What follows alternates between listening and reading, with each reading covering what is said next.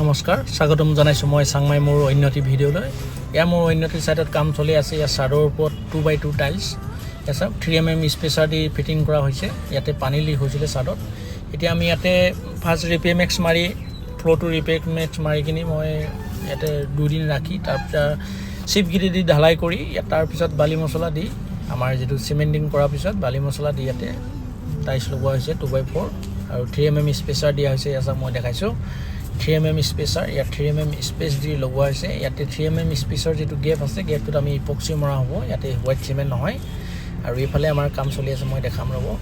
ইয়া সব ইয়া কাম চলি আছে এটো সম্পূৰ্ণ ৰুম ফিনিশিং হৈ গৈছে ইয়াতে খালি ইপক্সি বাকি আছে আৰু নেক্সট মই ইফালে দেখাইছো ইয়া আমাৰ কাম চলি আছে ইয়া ৰিপেমেক্স মৰা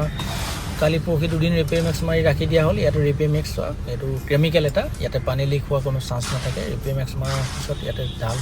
ঢালাই কৰা হ'ব ঢালাই কৰাৰ পিছত কালি ইয়াতে টাইলছ হ'ব 3mm স্পেচাৰ দি তাতে ইপক্সি মৰা হ'ব নহলে ছাদ বিলাক প্ৰায় ছাদৰ ওপৰত কি হয় জাবৰ